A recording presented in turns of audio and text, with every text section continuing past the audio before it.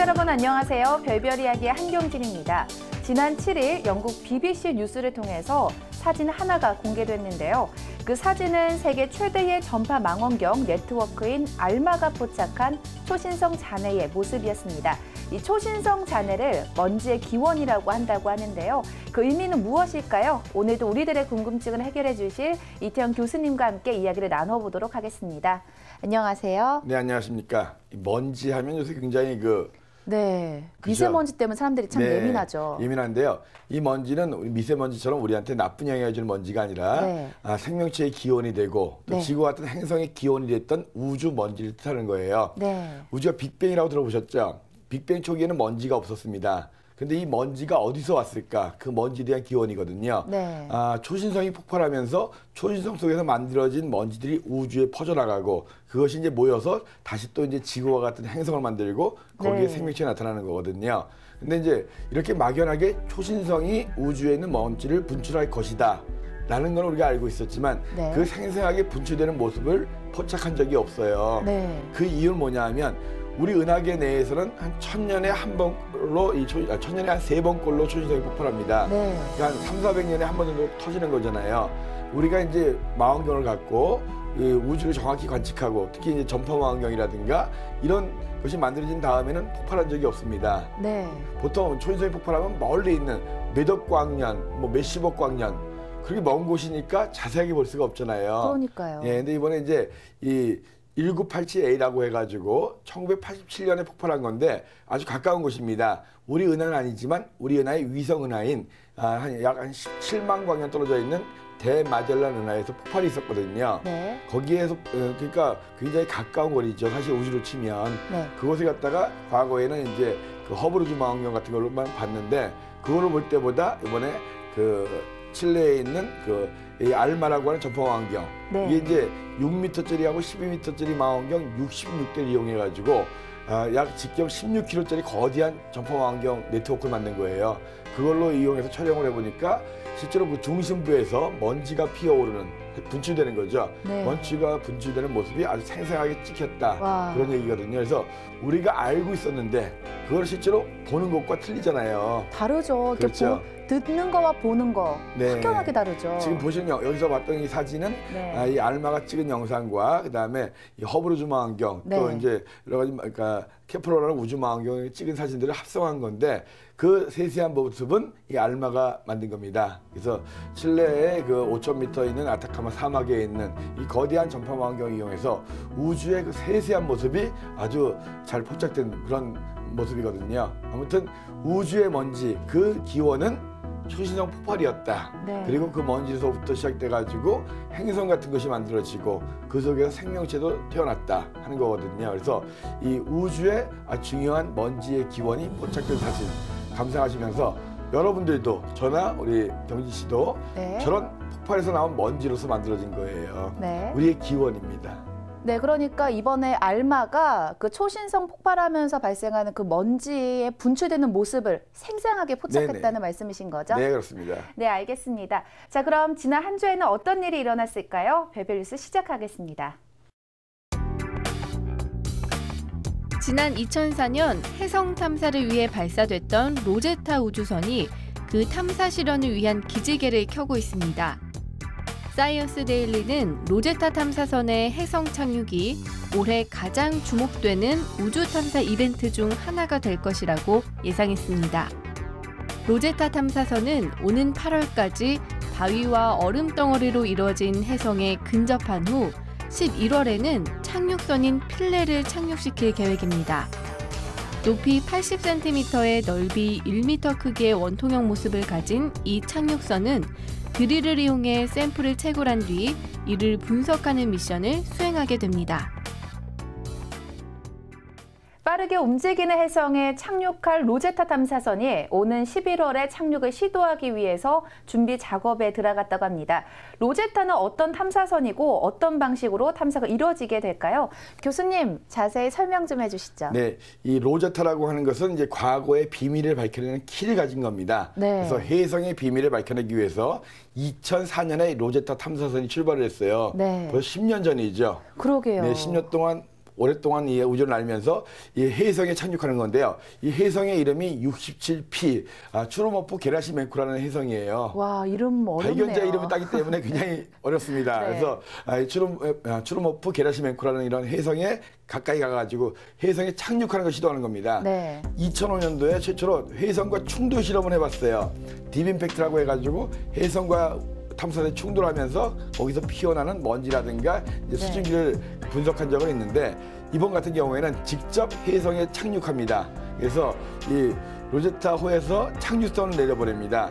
그래서 한 100km 정도 되는 착륙선을 내려보내가지고 착륙선이 혜성에 착륙해서 지름 한 1m 정도, 높이 한 8cm 정도 되는 원통형의 이제 착륙선이 내려가서 땅을 파고 거기서 이제 시료를 채취해가지고 성분을 분석하는 거거든요. 네. 그 사이에 로제타호는 계속적으로 혜성을 돌고 있고요. 네. 그러면서 이제 혜성의 성분이 무엇인지 정확히 분석하고 또 이 로제타호는 내년 12월까지 혜성 주위를 돌면서 혜성의 자세한 그런 사진들을 찍을 거거든요. 그래서 드디어 이게 혜성을 이렇게 정확히 가까이서 보면서 또 시료 채취하고 연구해 본 적이 없습니다. 네. 지구의 물의 기원이 혜성이라고 많이 알려져 있거든요. 정말 혜성이 물로 되어 있느냐? 우리가 또 추측만 했지 실제로 본 적이 없거든요. 네. 그래서 지구 생명의 기원도 혜성이다 이런 얘기도 많거든요. 그래서 정말 이 혜성은 46억 년 전에 태양계가 만들어질 때 그 모습 그대로거든요. 그래서 이 로제타호가 가가지고 이 혜성과 혜성에 착륙을 하고 거기서 정확한 혜성의 표면을 분석하고 또 혜성 사진을 촬영하면서 46억 년 동안 간직해온 혜성의 비밀이 드디어 밝혀지는 거거든요. 와. 그리고 또 이제 이 혜성이 움직이는 속도가 총알의 20배 이상 빠릅니다. 그러니까 이 우주선이 원래 발사했던 속도도 훨씬 빠르거든요. 네. 그래서 10년 동안 이 탐사선이 뭐 했냐면 계속 지구 근처 돌면서 속도를 높인 거예요. 한번 돌아올 때마다 지구의 중력으로 빨라질 거 아니에요. 그러다가 살짝 비켜나갔다 다시 돌아서 와서 또 빨라지고 해가지고 혜성을 따라잡을 정도의 속력을 만든 다음에 10년 동안이나 그 속도를 만든 거예요? 그렇죠. 그래서 지구를 3번 지나갔고 화성을 1번 지나갔고 해가지고 이제 거의 10년 만에 혜성 가까이 가면서 그동안에 이제 계속적으로 이 탐사선의 기능을 쓰게 하면 연료가 다 나갈 거 아니에요. 그래서 동면을 시켰다가 이제 드디어 깨어나게 하고 있습니다. 깨어나서 올 8월경에 이제 근처로 접근해가지고 이런 탐사를 벌이고 11월경에 이제 착륙을 하는 거거든요. 그러면서 이제 내년 1년 동안 이 로제타호가 혜성을 좀 더 정확히 연구할 건데요. 자, 10년이란 긴 세월. 드디어 혜성에 접근했고 로제타호를 깨워서 이제는 탐사를 본격적으로 시작하라 하는 명령을 내리는 단계입니다. 그게 이제 뉴스에 나온 거거든요. 드디어 이 로제타호가 그 이름대로 혜성의 비밀을 정말 밝혀서 정말 혜성은 이런 거다. 그리고 이 혜성에서부터 지구의 물이라든가 여러 가지가 시작됐다 하는 것이 꼭 밝혀지길 바라겠습니다. 네, 그러니까 정말 10년 동안 속도를 만들기 위해서 오랫동안 기다려왔잖아요. 그렇죠. 이번에 오는 11월에 꼭 로제타가 혜성에 착륙을 해서 혜성의 성분을 분석해서 혜성에 대한 모든 것, 그 수수께끼가 잘 풀렸으면 좋겠습니다. 네, 별별 뉴스에서 다음 시간에 전해드릴 새로운 소식도 기대해 주세요. 어둠이 채 가시지 않은 이른 새벽. 활주로에 특이한 모습의 비행기가 보입니다. 이 비행기는 버진 갤럭틱에서 개발한 세계 최초의 민간 상업 우주선 스페이스 쉽2인데요. 지난 10일 세 번째 시험 비행을 위해 하늘로 날아오른 스페이스 쉽2. 모선인 화이트 나이트2에서 분리된 스페이스 쉽2는 로켓 엔진을 점화해 급속히 상승을 시작하는데요. 이렇게 보니까 왠지 우주여행 시대의 개막이 얼마 남지 않은 것 같죠? 와, 우주선 모습이 정말 멋진데요. 세계 최초의 민간 상업 우주선 스페이스 쉽2 세 번째 시험 비행에 성공했다고 하니까요. 정말 우주 여행이 가까워진 것 같다는 생각이 들어요. 네, 근데 아직은 멀은 것 같습니다. 이 스페이스 쉽2는 6명의 우주인을 태우고 지상 100km까지 올라갔다 오는 상업용 민간 우주선입니다. 100km 이상을 우주라고 말씀드렸잖아요. 그래서 우주 여행을 상업적으로 이용해보자. 과거에 이제 우주정거가 장까지 가려면 돈이 굉장히 많이 들었어요. 이 스페이스십 2는 25만 불 정도, 그러니까 한 2억 5, 6천만 원 정도를 내고서 우주를 한번 체험해보자라는 뜻에서 이 버진 그룹에서 만든 그런 우주선인데요. 스페이스십 1이 있었고 이번에 개량된 2입니다. 네. 세 번째 이제 시험 비행을 한 건데 이번을 통해서 영상에서 보셨겠지만 한 14km까지 올라가가지고 거기서 이제 버진 스페이스십이라고 하는 소형 우주선만 분리돼가지고 이제 올라가는 거거든요. 근데 100km까지 올라가야 되는데 이번에 21km 올라갔습니다. 네. 이제 20km를 넘어서긴 했는데요. 아직도 한 80km 가까이 더 올라가야 돼요. 네. 그래서 이 스페이스십 2에 타고서 우주여행을 하겠다는 분들이 몇백 명씩 예약이 되어 있는 상황인데 아직 이 스페이스십 2는 완성되지 않았거든요. 네. 그래서 이 스페이스십 2는 두 부분으로 나눠져 있습니다. 그러니까 지상에서 또 올라가는 부분을 화이트 나이트 2라고 하는 이제 모선이 있고 거기서 버진 스페이스십이라고 하는 소형 우주선이 이제 올라가는 거거든요. 네. 이것이 이제 조금 더 이제 개량이 돼가지고 지상 한 100km까지 올라가야 되는데 네. 이번 세 번째 시험 비용에서는 20km대를 넘어서서 21km까지 올라갔다 하는 모습인데요. 거기서 이제 버진 스페이스십이라는 BSS 우주선이 딱 내려왔다가 다시 또 점화해가지고 올라가는 모습 상당히 멋있긴 합니다. 그래서 빨리 이것이 완성돼가지고 네. 누구나가 우주 관광을 할 수 있는 아직 개발되지 않았으니까 네. 예약하셔가지고 지금 몇백 명 예약돼 있기 때문에 한 번에 6명 탑니다. 그래서 아직도 그러면은 정말 멀었네요. 그래서 저것이 완성되더라도 줄 서는 분들이 많기 네. 때문에 뭐 탈려면 최소한 몇 년 이상 기다리시긴 해야 되는데 그 사이에 돈 열심히 버십시오. 아직까지는 100km까지 가려면은 한참 멀었네요. 근데 뭐 열심히 하고 있으니까 조만간 네. 데뷔하고 있습니다. 예. 빨리 우주 비행할 수 있는 시대가 왔으면 좋겠습니다. 자, 와우 천문 영상 다음 이 시간에는 어떤 신기한 영상이 우리의 마음을 사로잡을지 기대하세요.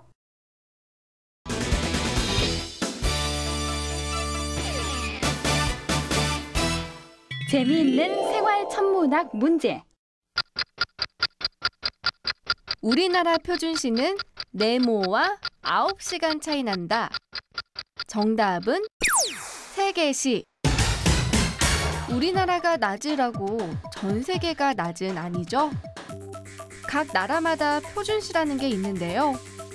세계 공통의 시간인 세계시와 우리나라의 표준시는 9시간 차이라고 합니다. 표준시, 세계시, 이게 정확히 뭘까요? 이럴 때 우리가 힘차게 불러보는 이 말. 이태원 교수님, 궁금해요.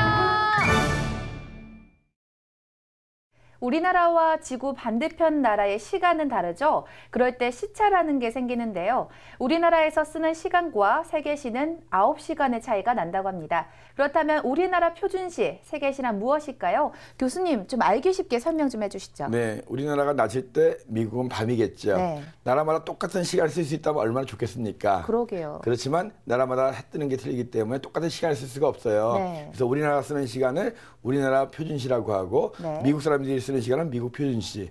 미국은 땅이 넓기 때문에 동부시간, 중부시간 다 틀리죠. 네. 그래서 각 나라마다 표준시라는 걸 정해서 자기 나라에 맞는 시간을 씁니다. 우리나라는 동경 135도.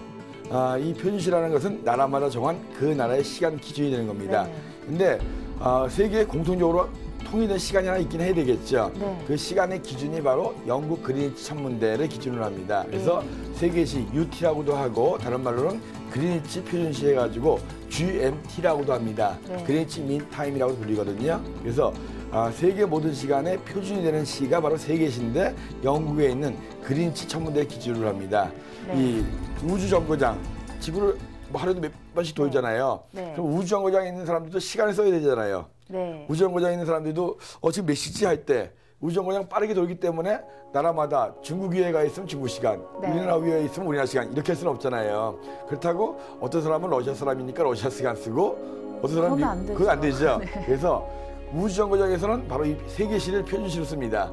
그래서 네. 이 그리니치 시간, 그래서 영국의 그리니치 시간을 기준으로 네. 우주정거장에 있는 사람들은 시간을 이야기하는데요. 아무튼 세계 모든 사람들의 시간의 기준이 되는 시, 그것이 영국의 그리니치 천문대 기준으로 한 UT, 네. 다른 말로 GMT, 세계 표준시, 세계시라고 합니다. 네, 그러니까 영국 그리니치 천문대 시간을 기준으로 한 게 바로 세계시라는 네, 그렇습니다. 말씀이신 거죠? 예, 예, 예. 네, 알겠습니다. 이태영의 생활천문학, 다음 이 시간에는 어떤 재미난 주제로 여러분의 호기심을 채워줄지 기대하세요.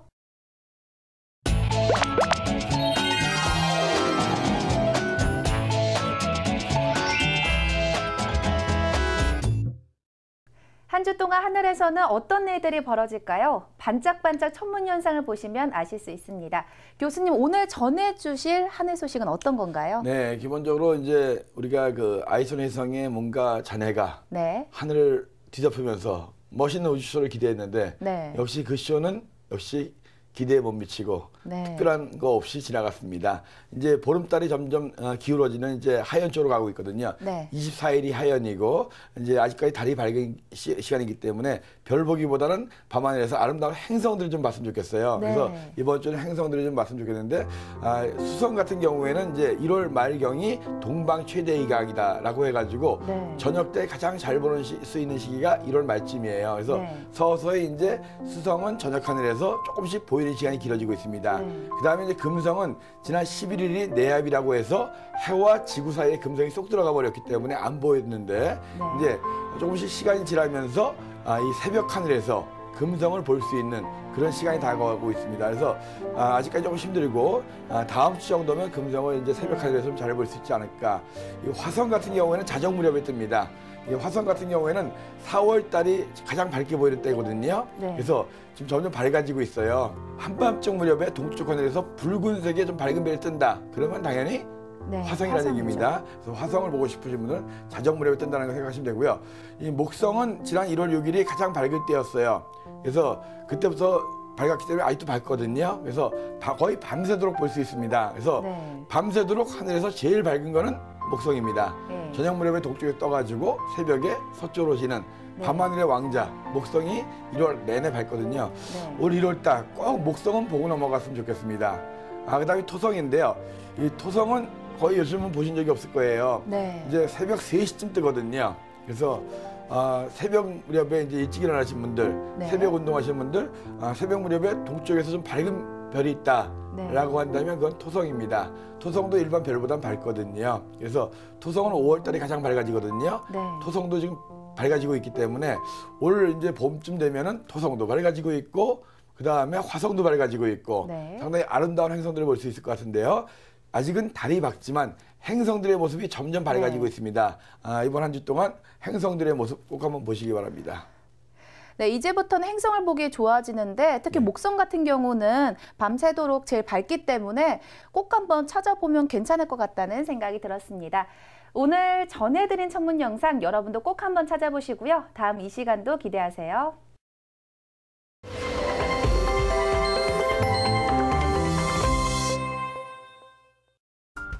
별별 이야기 오늘 소식 여기까지입니다. 다음 이 시간에도 더욱더 재미나고 다양한 소식을 가득 준비해서 여러분을 찾아뵙겠습니다.